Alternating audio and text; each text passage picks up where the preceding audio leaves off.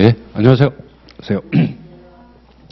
자, 상법을 하게 됐습니다. 상법은 이제 민법이 일반법으로 본다면 민법의 특별법이라고 볼 수 있겠고, 그 다음에 상법은 상업등기법의 기초가 되는 거죠.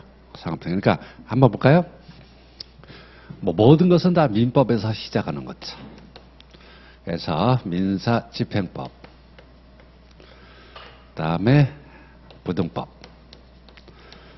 그 다음에 상법. 그 다음에 이 상법과 관련해서 이제 상업등기법, 이런 거죠. 한 과목이라고 보시면 돼요. 상법과 상업등기법은 한 과목이라고 본다면 몇 문제죠? 보시면 상법 30문제, 상업등기법 15문제. 민법보다 많네? 이런 거죠. 민법보다 많아요. 그래서 상업등기법은 솔직히 말해서 참 그래요. 뭐 하기도 그렇고 또 안 하기도 그렇고 15문제나 되니까. 그래서 민법이 40문제라고 본다면 물론 다 관련되는 법률이지만은 부등법 30문제, 그 다음에 35문제. 그러니까 사실상 민법보다 더 비중이 높다 이렇게 보시면 되겠습니다. 근데 민법을 모르면 뭐 상법이나 상업등기법은 손을 못 대는 거니까. 그래서 민법을 공부했다는 걸 전제로 이제 상법으로 들어가는 거죠. 이 상법은 민법의 특별법이니까 일단 기본적인 이해는 민법으로 시작하는 겁니다. 그러니까 상법은 암기할 부분이 많다. 뭐 상업등기법은 더 심하고. 그래서 민법은 이해 위주로 공부하는 법입니다. 그리고 2차를 준비해야 되니까 머릿속에 안 들어오면, 머릿속에 자리 잡히지 않으면 2차는 뭐 못 보는 거니까. 근데 상법은 기본적인 이해는 다 민법으로 되는 겁니다. 그러니까 상법을 이해하겠다는 것보다는 뭐 민법하고 그 기본 기초는 같으니까, 그래서 민법에 대한 특별한 내용들을 암기하겠다 이렇게 마음을 잡으셔야 됩니다. 그리고 제가 한 2년 동안 거기 회전근개 파열이라 그러나 어깨 쪽에 좀 문제가 생겨가지고 필기를 제대로 못했어요. 근데 이제 났습니다. 거의 다 나가지고 이제 필기를 상당히 이제 좀 제대로 좀 할 수 있을 것 같아요. 그래서 그동안 너무 힘들었는데 여러분들에게 미안하고. 그래서 요즘에는 이제 수험생들이 칠판에서 제가 쓰는 거를 필기하는 게 아니라 카메라로 찍더라고요. 그 편리하죠. 찍어가지고 이제 그래서 제가 보통 하나의 주제는 한 판으로 필기하려고 그래. 한 판으로 딱 필기해가지고 이걸 이제 사진 찍어가지고 이제 통학할 때, 그래서 집에 왔다 갔다 할 때 지하철에서 이렇게 딱 펴놓고 한 번 보고 이런 식으로 해가지고 필기를 좀 제대로 하려고 합니다. 자, 그래서 상법은 암기. 이해 플러스 암기인데 이해를 한 3으로 놓고 암기를 7으로 놓자는 거죠. 됐습니다. 알겠는데 답은 모르겠다. 암기 안 했으니까 그런 거지. 암기 안 했으니까 뭘 물어보는지는 알겠는데 두 개 중에 고르려고 그러면 꼭 틀리고. 그러니까 그게 암기가 철저하게 안 돼서 그렇습니다. 자, 그래서 그걸 좀 잘 기억하시기 바랍니다. 제1장 총론, 상법의 개념. 자, 상법의 개념. 자, 간단히 한번 정리해보자. 상법은 실질적 의미의 상법과 형식적 의미의 상법으로 나눌 수가 있습니다. 보통 실질적 의미의 상법은 이렇게 정의합니다. 기업에 관한 특별한 사법이다. 이렇게 정의합니다. 자, 끝에서부터 정리하면 상법은 공법이 아니라 사법이다. 이런 거 시험에 안 나와요. 뭐 상법의 개념을 법문서 시험에서 물어볼 필요는 없으니까. 사법은 사법인데, 즉 민법에 대한 특별법의 성질을 가진다. 그리고 규율 대상은 기업에 관련된 내용을 규율하고 있다는 거죠. 됐습니다. 이게 바로 실질적 상법이 되겠죠. 자, 그 다음에 형식적 상법은 상법전이 되겠죠. 우리가 현재 공부하는 상법전이 되겠습니다. 근데 상법전은 민법과 거의 비슷한 체계를 가지고 있어요. 그래서 1편의 총칙, 2편의 상행위, 우리가 공부하게 된 내용, 3편의 회사, 4편의 보험, 그 다음에 5편의 해상, 6편의 항공까지 포함해서 6편으로 이루어졌습니다. 민법은 5편이죠? 민법 총칙, 물권법, 채권총론, 채권강론, 가족법 이렇게 5편으로 이루어져 있는데 상법은 6편으로 이루어지고 실제 시험에서는 플러스 플러스 7번째 수표법까지 포함해서 시험 범위로 규율하고 있다. 이렇게 되는 거죠. 됐습니다. 자, 그러면 이 상법이 실질적 상법과 형식 상법은 어떤 관계냐? 완전히 일치하는 건 아닙니다. 일치하는 건 아니에요. 그러나 깊은 관련성을 가지고 있죠. 깊이 관련. 그럼 왜 일치하지 않냐 하는데, 이 상법전을 들여다보면 여러분이 잘 모르겠지만 과태료 규정도 있고요. 그 다음에 형벌 규정까지 들어있어요. 그러니까 그런 거는 상법이라고 엄밀한 의미에서 실질적 상법이라고 부를 수는 없겠죠. 그러나 상사관계를 규율하기 위해서 강제하기 위한 형벌 규정까지 포함되어 있으니까 일치하지는 않지만 깊은 관련을 가지고 있다. 이렇게 되는 거죠.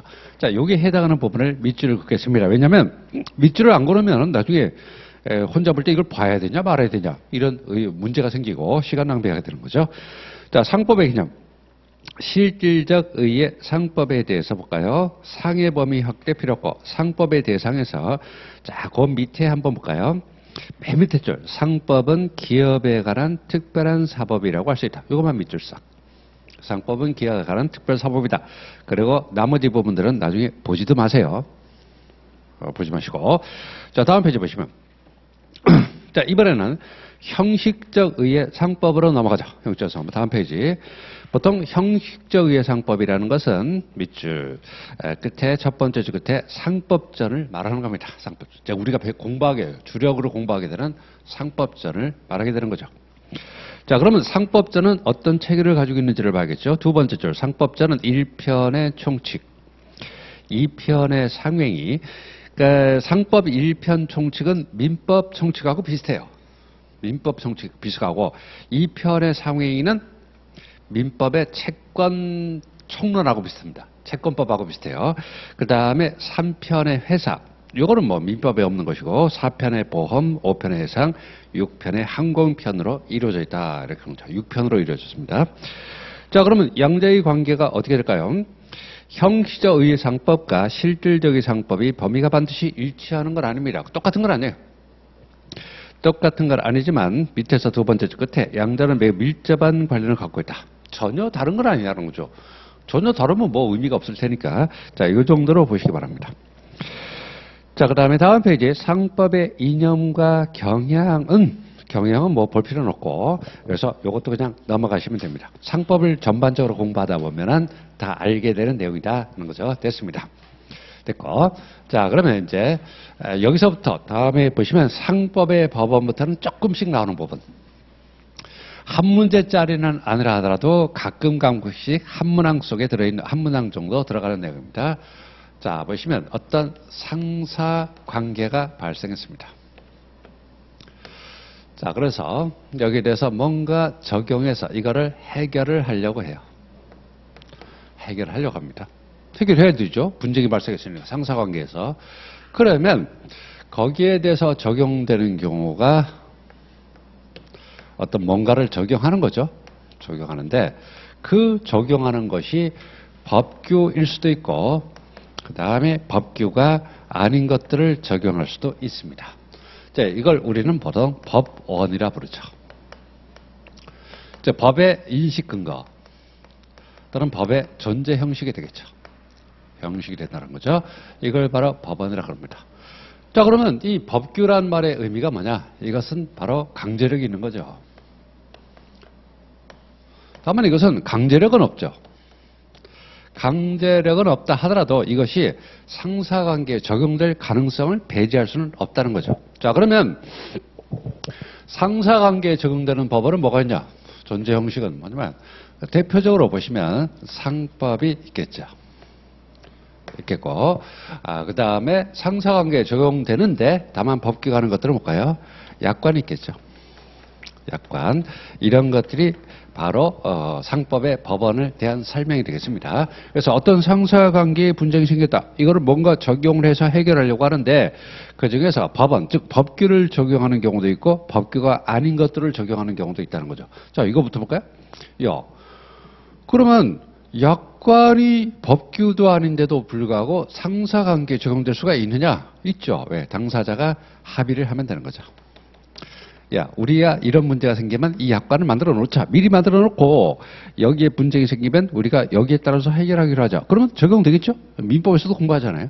그래서 약관은 당사자가 합의했기 때문에 상사관계에 적용될 수 있습니다. 자, 그러면 즉 상사관계에 적용되는 법규는 바로 상법이죠. 상법이죠. 그 상법은 무슨 의미의 상법이냐? 형식적 의미의 상법이 아니라 실질적 의미의 상법이 되겠죠. 만약에 상법전 그것만 적용된다 그러면 상사관계는 통일적 세계적 경향이 있기 때문에 상사관계에 대한 조약 이런 것들이 상당히 많거든요. 그러니까 그걸 적용할 수 없게 되는 거죠. 그래서 우리가 상사관계에 적용되는 법원으로서의 상법은 실질적 의미의 상법이 되겠죠. 자, 그러면 실질적인 상법은 뭐냐? 상문법규가 우리 상법의 상법제 1조 볼까요? 상법제 1조를 보겠습니다.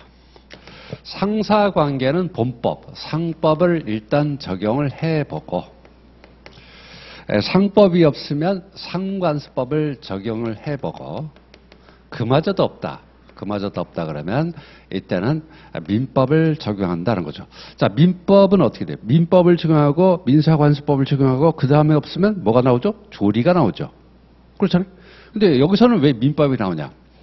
결국 상법도 민법의 특별사법이니까 조리를 찾아가는 것이 귀찮으면 그냥 민법을 적용해도 상관없다는 거죠.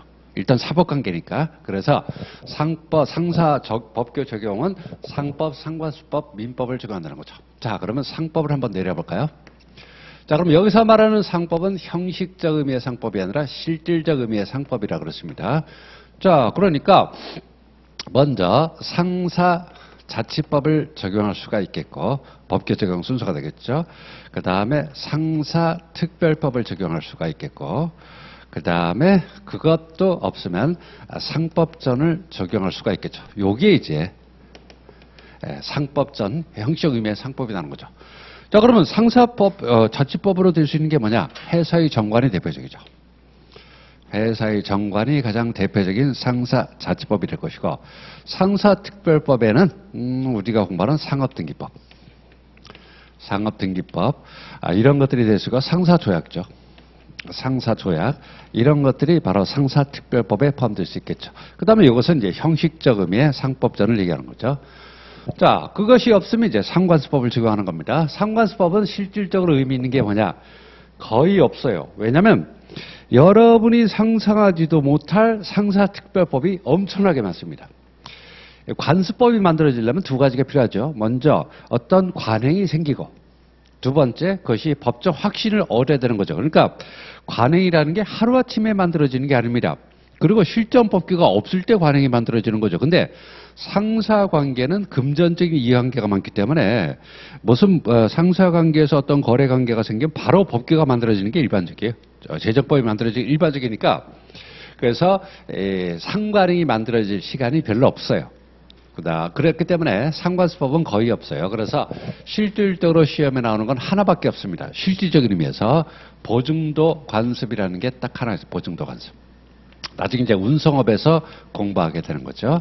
됐습니다. 여기에 바로 상사 적용 법규가 되겠죠. 됐습니다.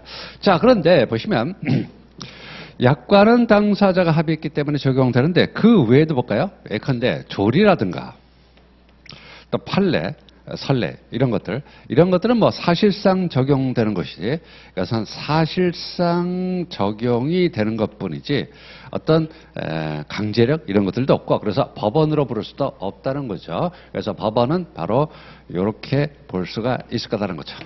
시험에 나올까요? 시험에 나온 거는 요겁니다. 첫 번째 요거하고 요겁니다.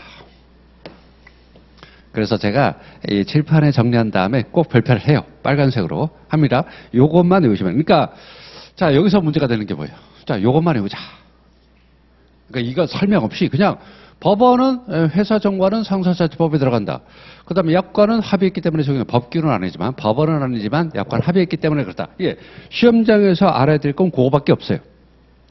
그리고 답으로 현출되는 것도 그거밖에 없습니다. 그러나 그것만 알아서는 이것도 다 기억에서 사라져버려요. 그럼 이런 걸 왜 하냐는 거예요. 왜 하냐는데 이걸 기억에 남기려면 이것도 알고 있어야 된다. 그런 말입니다. 됐죠? 시험을 한 일주일간 봤으면 좋겠어요? 그럼 사람 죽어요. 하루에 보는 게 좋은 거지. 나는 일주일 정도 시험을 보면 머릿속에서 다 생각나서 다 답을 맞출 수 있을 것 같아. 사람이 미쳐버려요. 보통 옛날에 사법시험 2차 같은 경우는 4일 동안 봤거든요. 보통 5kg에서 10kg가 빠진다 그래요, 수험생들이. 뭐 먹지도 못하는 거죠. 뭐 그 긴장했으니까. 그래서 단 하루에 현출을 내려면 다 잊어버려도 이걸 다 알고 있어야 요게 잊어버리는 속도가 늦어지겠죠. 그래서 이 두 가지. 약관은 법규, 즉 법원은 아니다.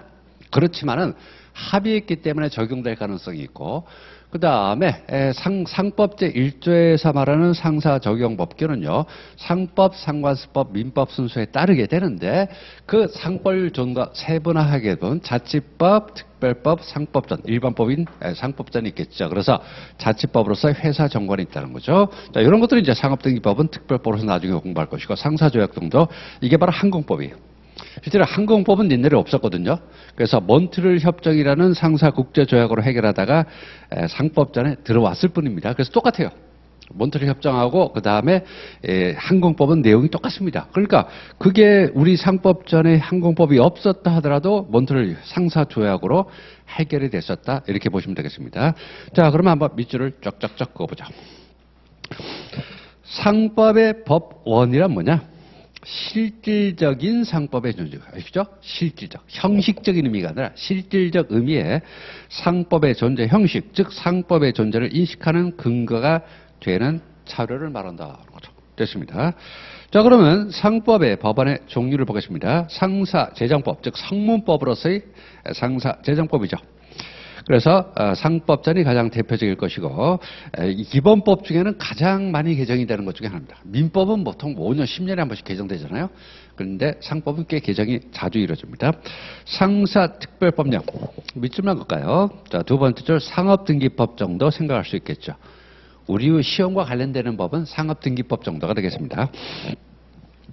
자, 그 다음에 상사관계조약이나 국제법규도 마찬가지로 되겠죠. 헌법 제6조 1항에 이런 거 있잖아요. 제가 헌법 설명 필요 없으니까 됐고, 그 다음에 상관습법. 상관습법은 뭐냐? 그래서 사실인 상관습이 존재하죠. 그 다음에 법적 확신을 얻죠. 그러면 상관습법이 됩니다. 그러면 시험에서 나오는 거 뭐냐? 그 세 번째 줄에 있는 보증도라는 상관습. 요거 하나만 별표해 놓으시기 바랍니다. 보증도의 상관습. 요것도 별표. 근데 지금은 설명 안 드려요. 지금 설명 안 드리고 나중에 이제 운송업 가게 되면 보증도를 좀 자세히 설명드릴 겁니다. 됐고. 자, 그 다음에 다음 페이지 보시면 상사자치법. 이 자치법규도요, 두 번째 줄, 가행법규에 반하지 않는 이상은 상법의 법원이 될 수 있습니다. 물론, 가행법규라면 자치법규가 만들어질 수가 없어요. 자치법규가 만들어질 수 없고, 그래서 임의법규라면 자치법규가 만들어질 수 있고, 가장 대표적인 것이 회사의 정관이 되겠습니다. 이거 상당히 중요한 거예요. 꼭 잊어주시기 바랍니다. 자, 그 다음에 4번, 5번, 6번은 결론부터 설명드리면 법규가 아니라고요. 즉 법원이 아니라는 거죠. 법원이 아니라는 겁니다. 그런데 이게 적용은 될 수 있어요. 적용될 수 있다는 거죠. 그래서 이 보통거래약관이 뭐냐? 보통거래약관은 뭐냐면 두 번째 줄 끝에 미리 마련한 계약의 내용이죠. 미리 마련한다. 그러니까 어떤 계약을 관계에서 분쟁이 터져서 해결하려고 당사자가 합의해 놓은 게 아니라 미리 만약 이런 일이 생긴다면 이렇게 해결하자. 뭐 계약 철회는 언제까지 하라, 하자가 있으면 어떻게 담보 책임을 묻겠다, 이런 내용을 적어놓은 걸 미리 마련해 놓은 걸, 계약의 내용을 바로 보통거래 약관이라 부릅니다. 자, 그러면 약관이 당사자 계약 관계에 적용될 수 있겠죠? 계약의 내용을 미리 마련해 놨다 그랬으니까, 내용을 적어놨으니까, 그러면 이것이 적용이 되는데, 약관이 적용되는데, 그러면 약관이 적용되는 것이 이것이 법규이기 때문이냐? 그러면 미리 마련하는 것은 당사자들이 마련하는데 당사자들의 합의로 법규를 만들 수 있느냐? 이런 문제가 생기는 거죠. 그건 좀 곤란하죠? 그래서 옛날에는 약관에 대해서 법규가 아니다, 법규다 하는 견해와 준법규다, 법규에 준하는 거다, 이런 쓸데없는 소리가 많았지만 판례는 귀찮아, 판례로 넘어가죠. 보통 보험 약관이 계약 당사자에서 구속력이 없다 그러면 큰일 나요. 구속력이 있습니다. 구속력이 없으면 뭐 얘기할 필요도 없죠. 그러면 구속력은 어디서 나오느냐? 그 자체가 법규범 X 또는 법규범적 성질을 가진 계약이기 때문이 아니라는 거죠. 즉 법규범은 아니다. 근데 왜 적용되냐? 왜 구속력이 있냐는 거죠.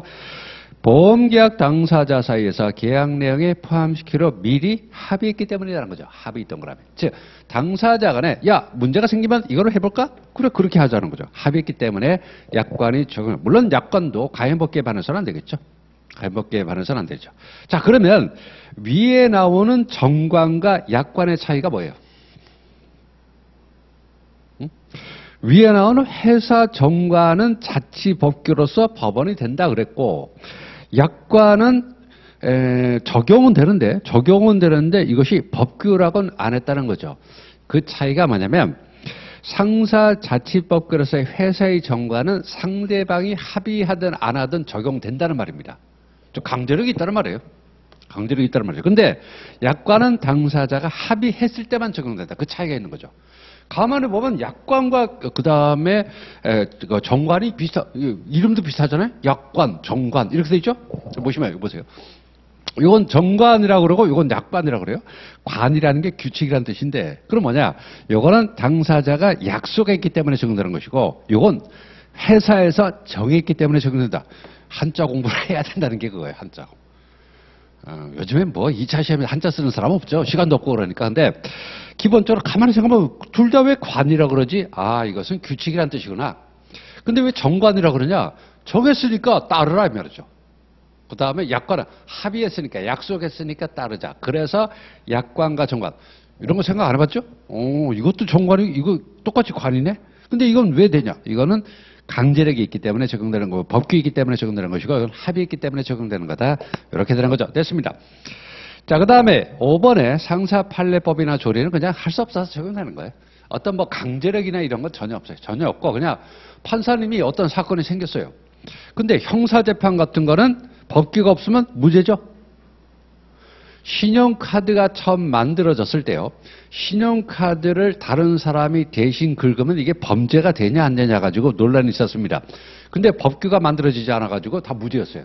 그래서 그 형법 이제 2차 공부하시면 알겠지만 신용카드 부정사용 그것도 이제 형사 처벌이 되죠 지금은.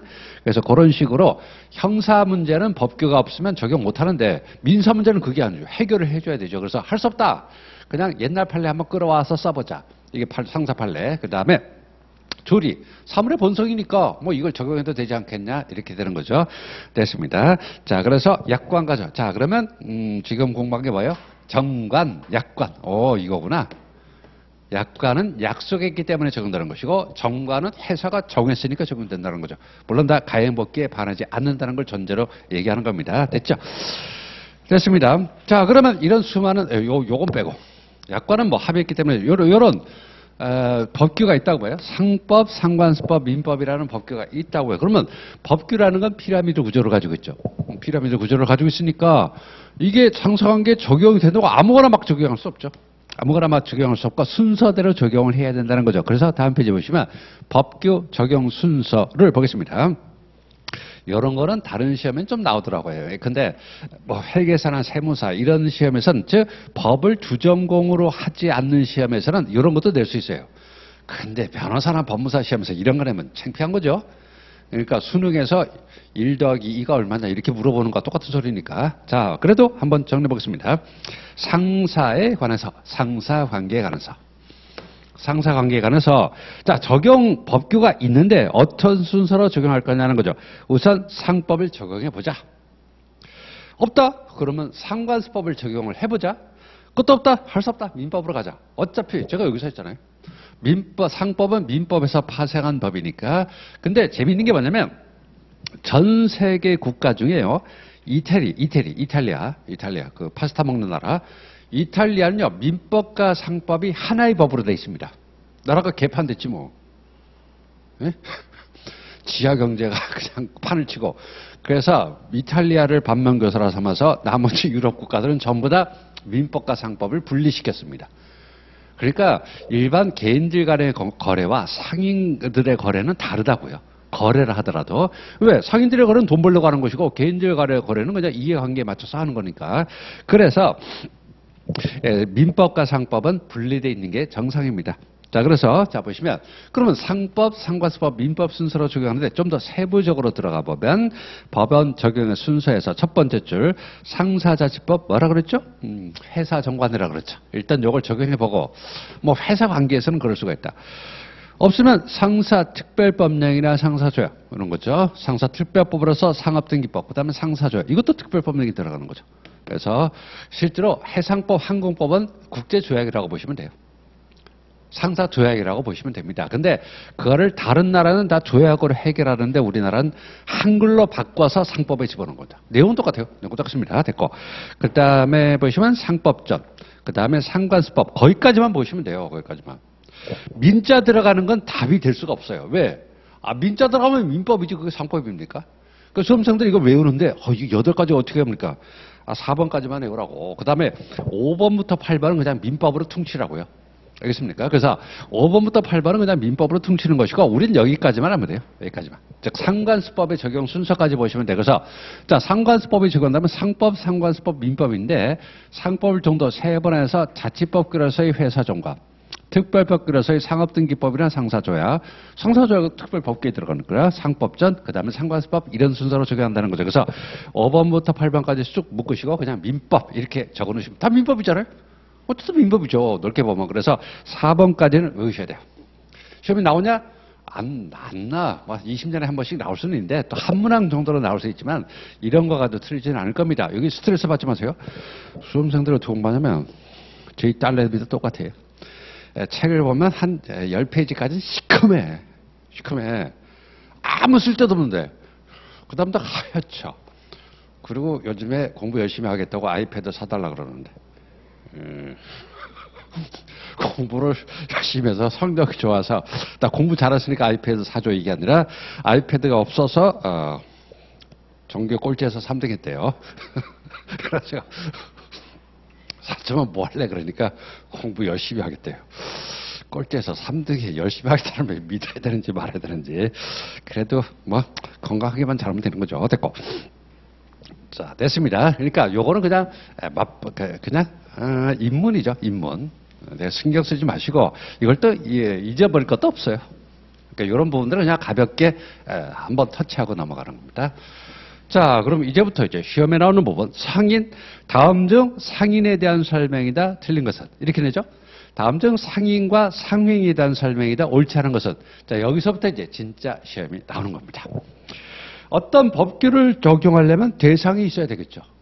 그래서 민법에서 총칙에서 인, 그 다음에 물건, 그 다음에 법률행위, 의사표시, 대리 이런 것들이 나오잖아요. 법인 뭐 이런 것들. 그래서 우리는 상인에 대해서 보겠습니다. 상인. 상인과 상행위 굉장히 중요한 개념입니다. 자, 상인의 상행위를 하는 거죠. 상행위를 하는 자가 상인이겠죠. 이거는 뗄래야 뗄 수가 없어요. 상인이 바로 상행위를 한다. 상행위를 하는 자가 상인이다. 이렇게 설명하는 겁니까? 자, 그러면 상법에서 말하는 상인은 몇 종류가 있냐? 3종류의 상인이 있습니다. 상인은 첫 번째 당연 상인이다. 누가 봐도 상인이다. 무조건 상인이다. 그런 말이죠. 상인이다. 그런 말이죠. 두 번째 보시면 상인이 아닌 것 같은데 아니야. 상인이야. 근데 결론은 상인이 맞는데 좀 뉘앙스가 좀 이상하죠? 보시면 당연 상인이 뭐냐? 그냥 무조건 상인. 의제 상인이 뭐냐? 상인이 아닌 것 같은데 그래도 상인이네? 그런 거죠. 그게 무슨 차이가 있냐면 당연 상인은 상행위를 하는 상인입니다. 근데 의제 상인은 상행위를 하지 않는 상인이에요. 물론 여기서 말하는 상행위는 기본적 상행위가 됩니다. 그리고 요거는 준상행위라고 부릅니다. 아시겠죠? 그래서 상행위냐 상행위가 아니에 따라서 기본적 상행위를 하는 자를 당연 상인이라고 부르고 그 다음에 상행위를 기본적 상행위가 아닌 행위를 하는 상인을 바로 의제 상인이라고 부른다는 거죠. 근데 여기서 문제가 생겨요. 야, 그럼 얘는 그냥 상행위를 하니까 그냥 당연 상인이라고 부르는데 상행위가 아닌데 상행위라고 상인이라고 부르려면 추가 요건이 필요하죠. 추가로. 뭔가 필요하잖아요. 상행위를 하지도 않는데 왜 의제 상인이냐는 거죠. 그래서 의제 상인은 상행위를 하지 않지만 플러스 설비가 있다. 아니면 상행위를 하지 않지만 회사다는 거죠. 그래서 의제상인을 형식상인이라 이렇게 부릅니다. 그 다음에 요 사람을 실질상인이라고 불러요. 실질상인 이렇게 부른다고요. 자, 이해될까요? 자, 이게 이제 상법의 시작입니다. 거기 법원 이런 거는 아무 의미 없고, 상법의 개념 이런 거 의미 없고. 잘 생각해 보세요. 당연상인은 어떤 상인이냐? 상행위하는 상인. 그럼 의제상인이 뭐냐? 상행위가 아닌 행위를 아무것도 안 한다는 건 아니죠? 아무것도 안 하고 뭔가 하는데 그 행위가 상행위가 아닌 행위를 하는 상인이라는 거죠. 야, 상행위도 안 하는데 어떻게 상인이냐? 그래서 이 앞에다 이 말을 추가하는 겁니다. 의제상인은 그래, 상행위가 아니라도 상인과 비슷한 설비를 가지고 있다. 그래, 상행위가 아니라 하더라도 어쨌든 회사라는 형식을 가지고 있다는 거죠. 그래서 이 자들을 바로 의제상인이라 부른다. 이렇게 하는 거죠. 자, 좀 더 세부적인 내용은 상현상인은 제3법 제4조에 규정되어 있습니다. 맞나? 4조 맞나? 4조 맞죠. 의제상인은 제5조. 제5조에 규정되어 있습니다. 됐죠? 자, 그 다음에 세 번째 보시면 소상인이라는 게 있어요. 소상인. 소상인은 말 그대로 영세한 상인을 의미하는 거죠. 어느 정도 영세하냐? 첫 번째, 자본금이 1천만 원의 미만이고 1,000만 원 미달하고요. 그러니까 1,000만 원부터는 소상인이 아니에요. 그 다음에 여기서 회사는 아니라는 거죠. 회사가 아닌 상인. 여기서 회사라면 의제상인이 된다 그랬잖아요. 됐습니다. 자, 그러면 근데 여기서 알아듣겠어요. 회사라도 상위하면 당연상인이에요. 지금 여기서 보시면 회사인데 상위를 하지 않아서 의제상인이 되는 거지, 회사라도 상위하게 되면 당연상인이고 설비를 갖춰서 상위하게 되면 당연상인 맞아요. 맞습니다. 근데 그러니까 결국은 이게 되는 거죠. 보시면 설비도 있고 회사도 있고 이것도 있다는 걸 전제로 하되 상위하게 되면 당연상인. 그 다음에 설비가 있거나 회사인데 상위가 아닌 행위할 때 의제상인이 된다. 이렇게 설명하는 거죠. 자, 틀은 잡았습니다. 자, 그러면 요 당연상인에 대해서 한번 설명 들어보겠습니다. 지금 한 판으로 하려고 그러는 거죠. 자, 당연상인 제4조입니다. 자, 당연상인이 뭐냐? 이렇게 됩니다. 보시면 상법 제4조. 여러분 민법 공부하셨겠지만요. 민법에서 제일 무서운 조문들이 뭐죠? 짧은 조문들이 무섭죠. 몇 조, 몇 항, 1항, 2항, 3항, 5항, 6항, 7항까지 보는 건 그냥 3항 정도 쓱 보고 지나가는데 채권자 지적권이니 채권자 대위권, 대리 같은 건 그 짧은 조문 하나 가지고 3, 40페이지를 쭉 설명하죠. 미쳐버리겠죠, 머리가. 그러니까 상법도 비슷해요. 몇 조의 몇에서 그 다음에 조문 문항수가 6곡에 나가는 건 별로 중요한 것 같지도 않고 제가 설명도 안 하고 지나가는데 이렇게 짧은 조문들이 상당히 중요한 겁니다. 상법 제4조를 읽어보면 당연상인이 뭐냐 이렇게 설명이 나옵니다. 당연상인은 뭐냐? 첫 번째, 자기 명의로. 두 번째, 상행위를. 자, 그 다음에 세 번째, 하는. 네 번째, 이렇게 합니다. 당연상인은 자기 명의로 상행위를 하는 자다. 이렇게 아주 간단하게 설명하고 있습니다. 자, 이걸 한번 풀어서 한번 설명 들어볼까요? 당연상인이 그 상행위를 자기 명의로 한다는 거죠. 그런데, 자, 우선 명의와 계산을 한번 구별하고 있습니다. 자기가 있고 타인이 있습니다. 명의가 있고 계산이 있습니다.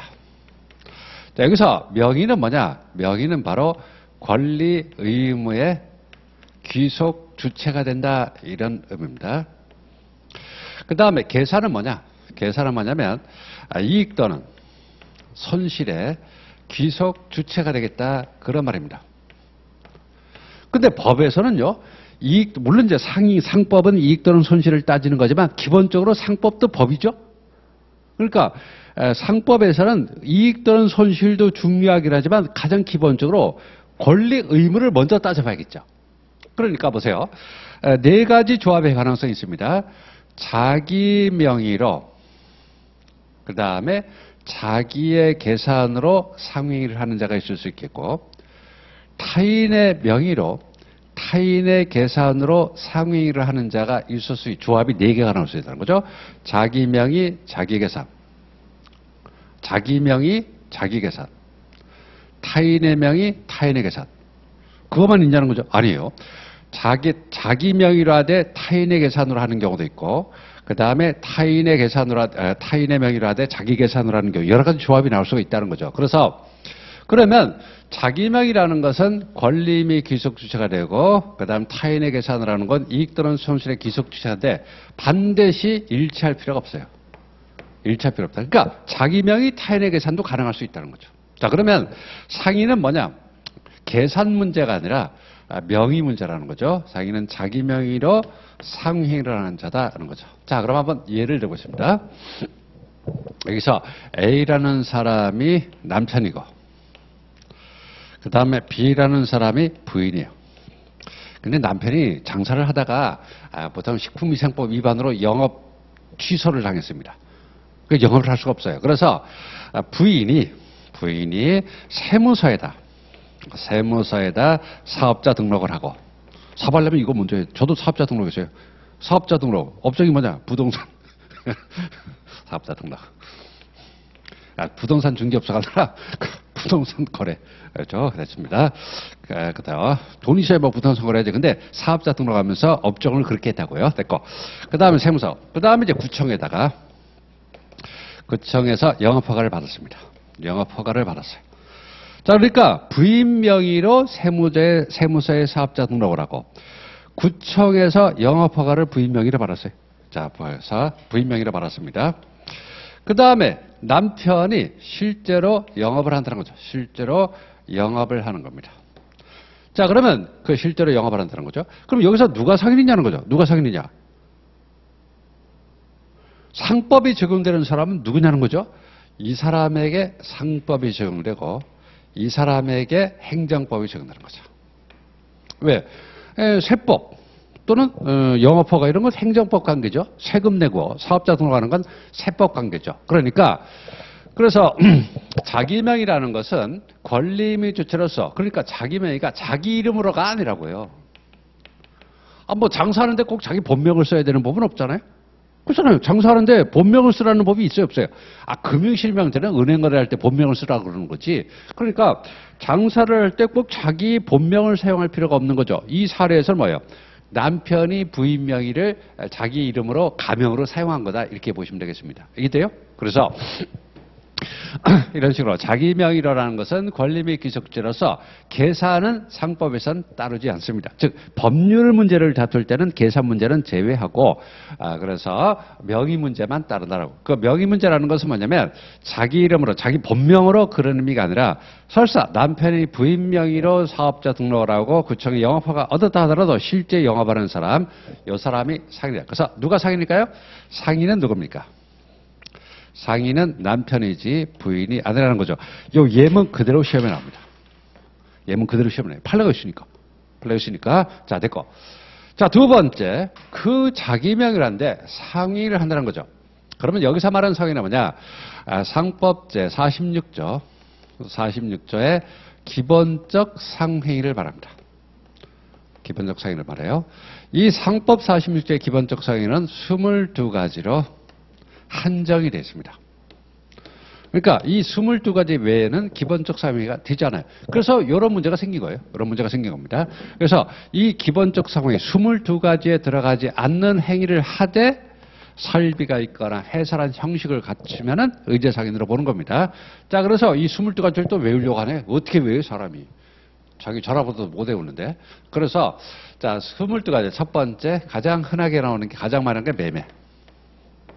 쭉 내려가서 신용카드, 전자화폐 이런 것들까지, 신용카드, 전자화폐, 티머니가 전자화폐에 들어가요. 이런 것들을 해야 된다는 거죠. 이런 것들을 하게 되면 이때는 당연상인으로 본다는 거죠. 자, 그 다음에 이 22가지 행위를 한다 그랬어요. 어떻게 하냐는 거죠. 하는데 어떻게 하냐?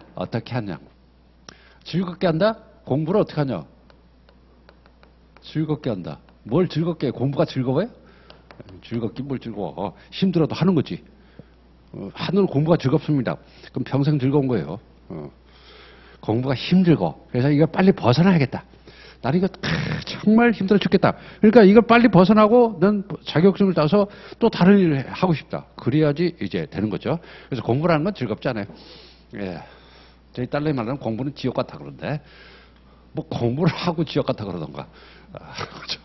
밤낮 휴대폰 보면서 공부하는 게 지옥 같다. 그 제가 언제 공부했어? 이렇게. 근데 어쨌든 어떻게 하냐는 거죠. 첫 번째, 이 행위를요, 22가지 행위를 영업으로 해야 됩니다. 물론 자기 명의라는 거 맞죠? 영업으로 해야 된다는 거죠. 자, 영업을 한다는 말의 의미가 뭘까요? 이것도 영리를 목적으로 동종의 행위를 계속적으로 반복적으로 해야 된다는 거죠. 여기서 중요한 게 있어요. 영리를 목적으로 한다는 말이지, 돈을 벌 목적이란 말이지, 실제로 돈을 벌어야 되는 건 아니에요. 아, 그럼 적자 났다고 상인이 아닙니까? 그건 아니잖아요. 그러니까 꼭 돈을 벌어야 상인이 된다는 게 아니라 돈을 벌 목적으로 장사를 해야 된다. 근데 제가 요즘에 안타까운 게 뭐냐면, 제가 노건역 거기 그 중계동 사는데, 지하철 타고 오려면 지하철역 앞에 이제 가게들이 많잖아요? 가게들이 많은데, 그 코로나 한 2년, 지금 이제 2년 넘었잖아요. 2년 동안 가게들이 어떻게 버텼나 봐요. 버틴 것 같은데, 이 코로나가 지금 물러갈 때가 됐는데 화끈하게 물러가는 게 아니라 질질 끌면서 가는 거죠. 그래서 가게 주인들이 다 바뀌고 있어요, 가게들이. 그러니까 버티다가 결국 한계에 온 거죠. 한계에 와가지고, 그래서 가게들이 다 닫고, 이제 물론 새로운 가게들이 생기는데, 그러면 그렇게 2년, 3년 고생하신 분들은 그냥 아무 보답도 없이 그냥 물러나게 되는 것이고, 그 다음에 이제 새로 진입하는 사람들이 가게 그 임차인들이 계속 바뀌더라고요. 그래서 뭐 인테리어도 새로 하고 그런데 좀 안타깝더라고요. 이게 버틴 사람들이 좀 빛을 봐야 되는데, 이거 뭐 새로 진입한 사람들, 새로 진입해도 뭐 장사가 경기가 갑자기 좋아질 일은 없을 테니까 힘들겠지만은, 그래서 좀 안타깝어요. 돈을 벌 목적이지 꼭 돈을 벌어야만 상인은 아닌 겁니다. 됐고. 계속 반복한다는 거죠. 두 번째 보시면 그것이 기업성이 있어야 한다. 이게 뭐냐면 그 수익을 본인이 가져가야 돼요. 본인이 가져가야 됩니다. 따라서 이것을 오로지 임금을 목적으로 물건을 제조하거나 또는 노무에 종사하게 되면 자는 제외한다는 거죠. 자, 임금을 목적으로 하는 사람들을 뭐라 그래요? 근로자라고 그러잖아요. 근로자. 자, 우리는 근로자들을 다루지 않습니다. 그 근로자들은 사람이 아니냐? 노무사 시험이 있잖아요. 시간마다 대상이 달라요. 다릅니다. 그래서 물론 이제 변호사는 올라운드 플레이어고, 그 다음에 법무사 시험에서는 자, 등기하는 사람이 뭐예요? 땅 주인이지. 예? 땅 주인이죠. 그러면 그 다음에 장사하는 사람은 기업주지, 기업주. 그것은 법무사도 솔직히 말해서 있는 사람들을 위한 자격증이에요. 아주 까놓고 하면 그렇잖아요. 있는 사람들. 그 세무사 시험도, 세무사도 특히 그렇고, 그 다음에 회계사도 그렇죠. 노무사는 근로자들을 위한 자격증이죠. 그래서 자격증마다 교육 대상이 다르니까 왜 그 상법에서는 근로자들을 우습게 보냐. 우습게 보는 건 아니고 교육 대상은 하는 거죠. 임금을 목적으로 한 근로자들은 상법에서 다루지 않습니다. 물론 뭐 상업사용인을 다루지만 그 상업사용인이 사용주, 즉 상인의 지시를 받아서 거래하는 걸 다루는 거지, 뭐 임금 보장해달라 그런 건 뭐 상법에서 다루지 않게 되는 거죠. 됐습니다. 그래서 영업으로 해야 된다. 그 다음에 임금을 목적으로 해서는 안 된다. 기업성이 있어야 된다는 거죠. 그러니까 거기서 번 돈은 내가 다 집에 가져가야 된다. 근데 편의점을 생각해보세요. 편의점 알바와 편의점 사장님. 그날 수입이 10만 원 생겼다 그러면 어떻게 해요? 사장님은 다 가져가는 거죠. 그리고 알바생은 이제 시급, 월급을 계산해서 보수를 지급하게 되는 겁니다. 그래서 임금을 목적으로 하는 건 근로자라 부르지 상인이라 부르지 않는다. 하는 자에는 자연인일 수도 있고, 그 다음에 회사일 수도 있겠죠.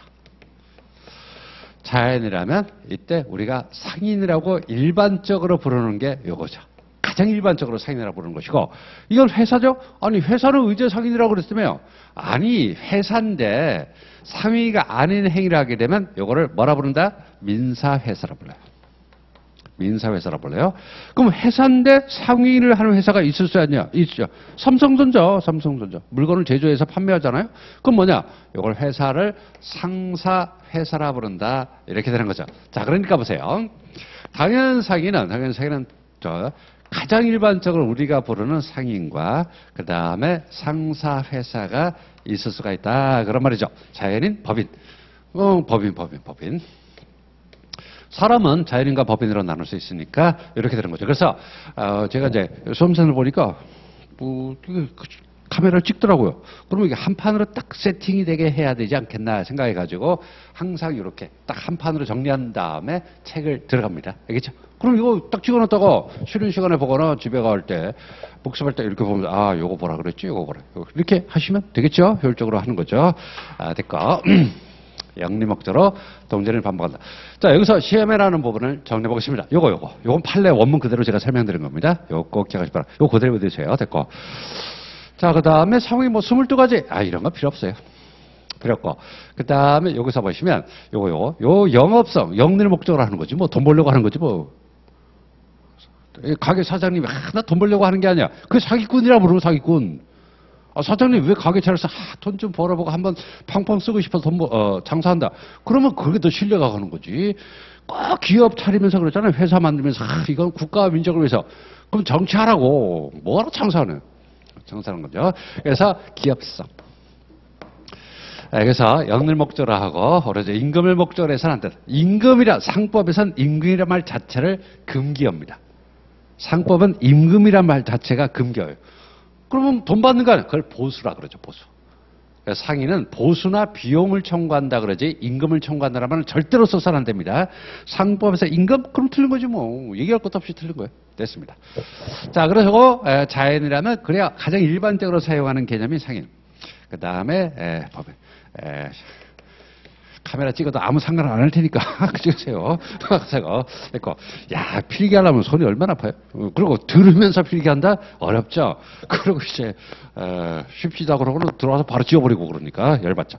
자, 그러면 제2장 상인에 대해서 보겠습니다. 상인의 의, 청설, 상인의 입법주의. 뭐 법 만들 겁니까? 필요 없어요. 우리 상법 입법주의. 입법주의가 아니라 입법주의 옆에다 구조라고 써요. 입법주의 옆에다 구조 이거 구조. 구조가 바로 당연상인, 의제상인 5조, 기본적 상위 46조, 그 다음에 66조, 67조인가 66조인가 이렇게 한 거죠. 그래서 듣고 66조. 자, 그러면 우리 상법 입법제 볼까요?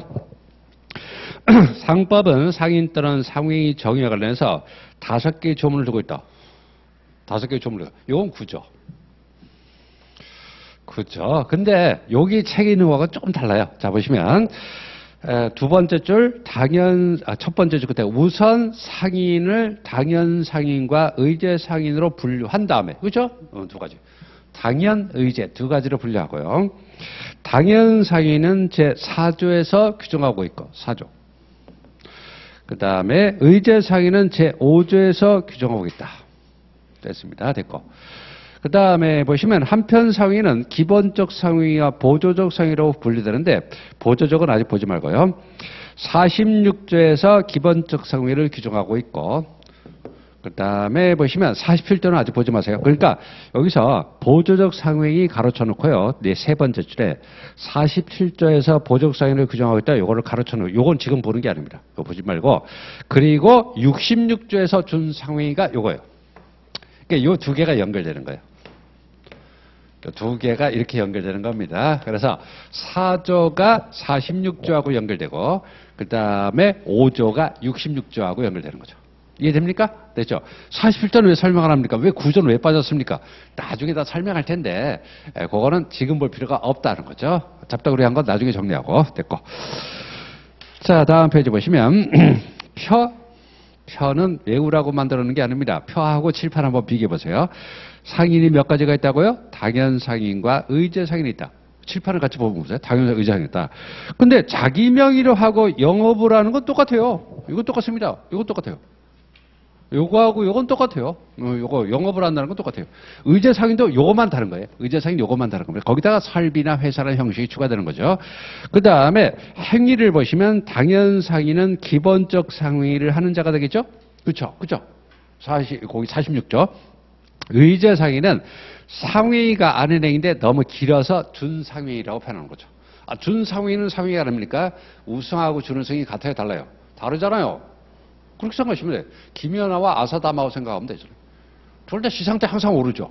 근데 우승, 준우승은 다르다. 그러니까 다르다 그렇게 보시면 돼요. 그래서 준자를 붙여주는 겁니다. 종류를 보시면 당연상인이 자연인이라면 그냥 상인. 우리가 가장 흔하게 부르는 상인. 의제상인이 자연이라면 설비상인. 그러니까 상위가 아닌 행위 대신에 앞에 설비가 들어가는 겁니다. 그 다음 회사라면 그러니까 만약에 회사가 기본적 상위를 하게 되면 당연상인을 맞고 회사가 상위가 아닌 행위를 하게 되면 이걸 민사회사라 부른다는 거죠. 머릿속에 들어와요? 아, 외우자 그러지 말고 일단 외우자고 하는 건 맞는데 일단 이해하고 외워야지. 뭐 깡으로 외운다고 머릿속에 들어갑니까? 됐죠? 자, 그러면 당연상인부터 보겠습니다. 당연상인은 자기 명의로 상회의를 하는 자에다 미주죠. 요거잖아요. 요거 보시면 자기 명의로 상회의를 하는 자이다. 이렇게 설명했잖아요. 자이다. 그럼 자기부터 봐야겠죠. 자기 명의란 상위로 인해서 생기는 권리, 의무 동그라미, 즉 이익 또는 손실을 말하는 게 아니라, 우리는 법을 공부하는 거니까 경영학을 공부하는 게 아니잖아요. 경영학을 공부하면 뭘 중심으로 해야 돼? 이걸 중심으로 해야겠죠. 그러니까 요거는 경영학에서 공부하는 거예요. 그 다음에 이건 상법에서 공부하는 게 바로 이렇다는 거죠. 하여튼 법이 또 행정법이네? 행정법이네. 그래서 다 법이 세분화되어 있다는 말이 그 말입니다. 그래서 권리 및 귀속 주체가 된다는 거죠. 됐습니다. 자, 그러면 판례로 바로 내려가세요.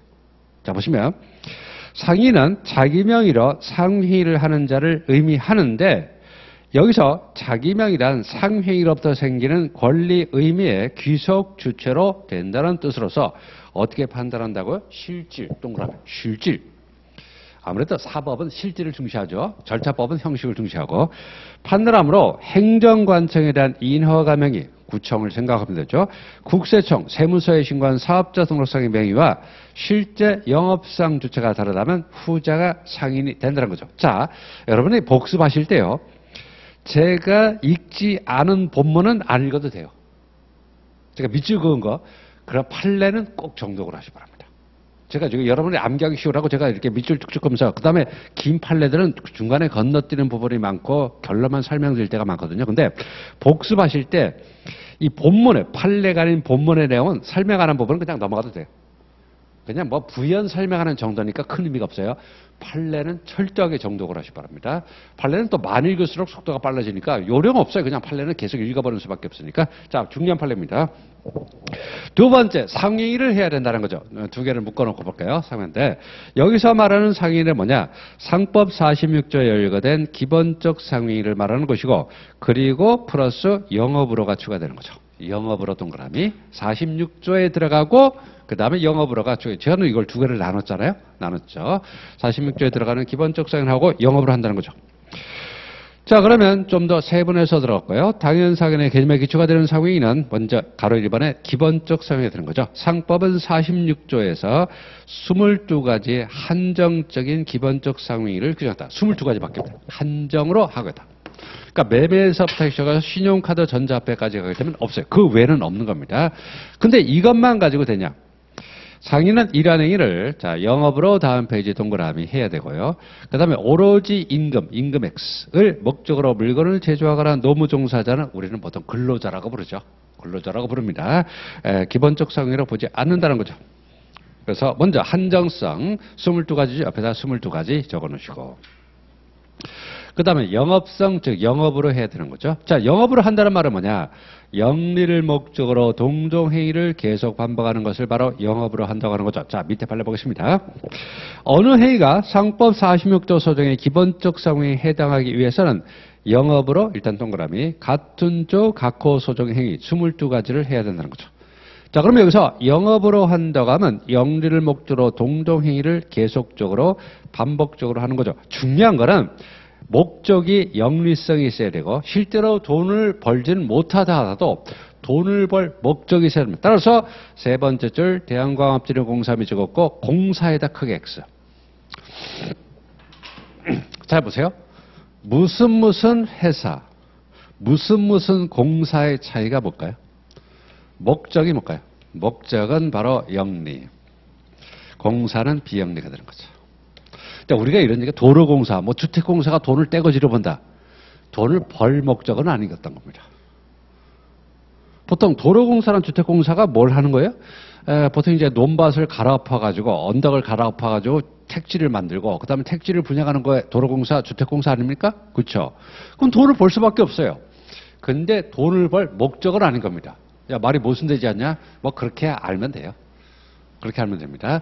그래서 도로공사, 주택공사 직원들이 그 정보를 이용해서 돈도 못 버니까 그 뭐예요?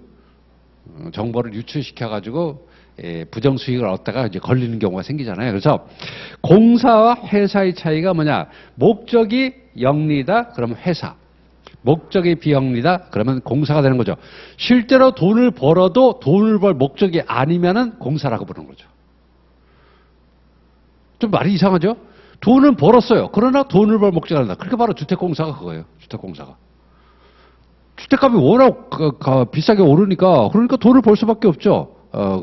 주공 이런 것들이. 그러나 목적은 돈을 벌 목적. 주택을 보급할 목적이었지 집 팔아서 돈 벌 목적은 아니었다는 거죠. 한번 보세요.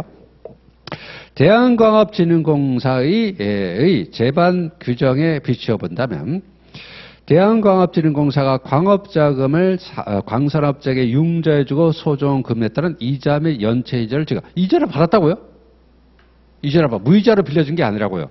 하더라도 이와 같은 빌려준 대금 행위는 같은 법 1조 소정의 목적이 민영광산의 육성 및 합리적인 개발을 지원하기 위해서 하는 사업이지 이를 영리를 목적으로 하는 행위라고 보기 어렵다. 즉 주택공사를 생각하시면 돼요. 주공에서 아파트를 지어서 팔았어요. 그럼 돈 벌 목적이냐? 아니, 주택 보급이 목적이었다. 그렇다고 공짜로 싸게 팔 수는 없잖아요. 터무니없이 싸게 팔면 어떻게 해요? 투기가 만연할 거 아닙니까? 그러니까 주택 건축비 정도는 건져야 된다 이 말이죠. 그렇게 생각하시면 돼요. 그래서 공사 회사의 차이는 똑같이 돈을 벌어도 영리를 목적으로 돈을 벌었냐 아니면 비영리 목적이지만 부수적으로 돈을 벌었냐, 이건 차이가 큰 겁니다. 목적이 중요한 거죠. 목적이 중요한 거죠. 법무사 시험 공부를 왜 하느냐? 공부가 즐거워서? 아니, 시험 붙으려고. 시험 붙으려고. 이렇게 되는 거죠. 됐습니다. 딸내미한테 그랬어요. 그래? 그러면 학교만 졸업해라. 공부는 하고 싶을 때라. 하고 싶을 때. 딸내미 하는 말이 영원히 하기 싫지. 그래서 영업상은 영리성, 계속성, 영업의사. 요 밑에 건 필요 없어요. 영리성, 계속, 반복성, 영업의사는 위에 말을 부여하는 거니까 읽으실 분 읽고 잠에 안 올 때 읽으세요. 자, 다음 페이지. 기업성 꼭 보셔야 돼요. 다음 페이지 3번. 방가라 3번. 기본적 상위를 해요. 좋아요. 그러면 영업으로 하는 것도 맞아요. 자, 22가지에 들어가는 것도 맞고, 그다음 영업으로 하는 것도 맞아요. 자, 직장 근로자들이 일하는 게 뭐예요? 돈 벌려고 하는 거지 뭐. 월급 받으려고 하는 거죠.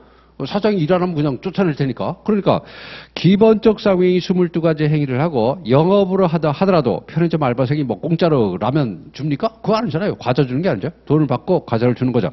그러나 이것이 오로지 임금을 받을 목적으로 물건을 제조하거나 노무의 종사자 행위는 상행위로 보지 않는다. 이렇게 하는 거죠. 그러니까 이건 상인이 아니다. 즉 알바생을 상인이라고 부르지 않고 편의점 사장님을 상인이라고 부른다는 거죠. 상인이라고 부른다. 그래서 오로지 임금을 목적으로 해서는 안 된다는 거죠. 자, 그러니까 보시면 그러면 여기서 이런 문제가 생겨요. 자, 이거 한번 잘 보세요. 그 밑에 딱 2줄, 3줄밖에 없는 거지만 상당히 중요한 거예요. 자, 보시면 상법상에 당연상인에 대해서, 자, 요거 조그만 부분이지만 잘 보세요. 상법상의 당연상인은요, 상인은 이렇게 되는, 상법상의 당연상인은 우선 기본적 상위를 하고 그 다음에 플러스 영업으로 한다는 게 추가되는 거죠. 요게 안 들어가면 안 되죠? 됐습니다. 근데 특별법상의 당연상인이 있어요. 특별법상의 당연상인은 뭐냐? 상법과 특별법은 다른 거죠. 보시면 기본적 상위를 하게 되면 영업으로가 필요 없다고요. 이것을 절대적 상위라고 부릅니다. 이걸 줄여서 절대적 상위. 즉 여기에 들어가는 행위만 하게 되면 영업으로란 말이 추가되지 않아도 특별법상으로는 당연상인이 되는 겁니다. 그러니까 요게 들어가냐 안 들어가냐 그 차이가 있어요. 그게 바로 밑에 있는 세 줄이에요.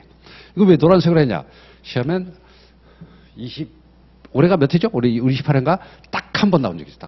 딱 한 번. 알겠죠? 딱 한 번. 한 문항 정도 나오는데, 그러니까 원래 상법상의 당연상인이 되려면 22가지 행위를 하는 것만으로는 부족하고 영업으로 해야 되는 게 맞는데, 특별법에서는요, 이걸 절대적 상위라고 해가지고 영업으로란 말이 필요 없이 무조건 그냥 당연상인으로 받아들여지는 거죠. 그게 바로 세 줄짜리입니다. 특별법상의 상위가 뭐냐? 담보부 사채 신탁법이라는 법이 있습니다. 됐고, 그 다음에 이때 그 행위가 사채 총액을 인수하는 겁니다. 그러면 다음 줄, 이걸 절대적 상위라고 부릅니다. 근데 왜 기본적이라 안 부르고 절대적이라 부르냐? 이건 두 번째 중간에는 영업으로가 말이 빠져도 영업으로 X 당연상인이 되는 겁니다. 좀 이상하죠? 이상하죠? 당연상인은 당연히 영업으로 해야 되는데 특별법, 담보부 사채 신탁법 같은 경우 사채 총액의 인수라는 절대적 상위를 하게 되면 당연상인이 되는 거죠. 자, 보시면 상법으로는 존재할 수가 없어요. 그때 상법에 나온 거예요. 상법상 영업으로라는 요건이 필요 없는 절대적 상위는 존재한다? 존재하지 않는다. 특별법상으로만 존재하는 거죠. 그래서 요거는 이렇게 보여요. 이건 상법은 상법상의 당연상위는 반드시 영업으로 해야 되지만 특별법상의 당연상위는 반드시 영업을 할 필요는 없다. 그 22가지에 들어가는 행위가 필요 없이 절대적 상위라고 부르는 것은 바로 당연상인이 된다. 이렇게 되는 거죠. 됐습니다. 됐고 됐죠? 자, 이게 보시면 여기까지 보시면 여기까지가 몇 페이지죠? 하나, 둘, 셋. 3페이지 정도 넘죠? 3페이지 정도 넘죠. 보통 제가 칠판을 쓸 때 한 판 정도 되려면 3페이지에서 5페이지 정도 분량이 나오더라고요. 보통. 그 정도로 나오면 역시 오늘 첫 시간에 공부한 내용이 이렇게 정리가 된 겁니다. 정리됐고. 자, 그러면 조금 쉬었다가 요 의제상인. 요거 본 거죠? 당연상인. 이야, 요거밖에 안 봤나? 그렇죠? 예, 조금 쉬었다가 의제상인에 대해서 보겠습니다. 그리고 지금 이제 시간표를 보시면 강의 횟수가 완전히 강의수가 부족해서 5회 정도 보강을 해야 돼요. 5회 보강에 연강을 해요. 연강을 했는데 지금 시간표 상으로는 금토가 연강으로 돼 있거든요. 금토가 연강으로 돼 있습니다. 근데 지금 주말 강의가 많아가지고 토요일 날 강의를 할 수가 없어서 금요일은 연강을 하고 그 다음에 월, 화, 수, 목 이렇게 4일 중에 수요일을 연강으로 해야 될 것 같아요. 그래서 그러니까 월화 수목 금토는 그대로 진행하는 것이고 그대로 나가는 것이고 그다음에 연강 5회를 연강 5회를 내일 연강하냐? 내일 연강 안 한다고. 내일 연강 안 하고 그래서 다음 주부터 수금. 연강하면 여러분 힘들죠. 저도 뭐 그렇지만은 수험생들도 힘들 거라서 수요일하고 금요일 이렇게 연강을 해서 시간표를 다시 짜가지고 나눠드리도록 하겠습니다. 뭐 진도는 똑같은데 그래서 이번 강의는 2년 동안 하는 강의죠. 2년 동안. 12월 말에 시작해서 그다음에 1월 2일인가 1월 1일까지 하는 거죠. 야, 2년 동안 하는 강의인데 끝판을 봐야지 뭐. 그래서 이렇게 연강을 금토에서 수금으로 그렇게 바꾸도록 하겠습니다. 됐죠? 자, 그래서 요거 찍어놨다가 집에 갈 때 지하철에서 이거 보면 요즘 확대도 잘 되니까 카메라죠. 그래서 이렇게 보고 이렇게 정리하라 그랬구나. 이렇게 보시면 되겠습니다. 자, 여기서 시험에 나오는 게 뭐냐? 시험에 나오는 건 요거하고 요거 별표 한 번 더 하고 그 다음에 여기서 보시면 요거보다 이거 뭐 다 돈 벌려고 하는 거다는 거죠. 그러니까 돈 벌려고 하는 거다 됐고. 그래서 보시면, 그래서 요거 하나 더 볼까요? 이거 괜히 지었네. 회사는 영리, 공사는 비영리. 그렇죠? 그래서 회사는 상인이고, 공사는 상인이 아니다. 이렇게 적는 거죠. 그렇죠? 그래서 목적이 그런 거죠. 실제로 돈을 벌었냐, 안 벌었냐, 그런 문제가 아니라 목적이 회사는 영리 목적이니까 상인이고, 공사는 비영리 목적이니까 성인이 아니다. 이렇게 설명할 수 있겠죠. 요거는 메인에 들어가는 건 아니지만 자투리로서 외워둬야 돼요. 자투리로 한 문항 정도씩 나올 수 있는 거니까 조금만 쉬도록 하겠습니다. 됐고.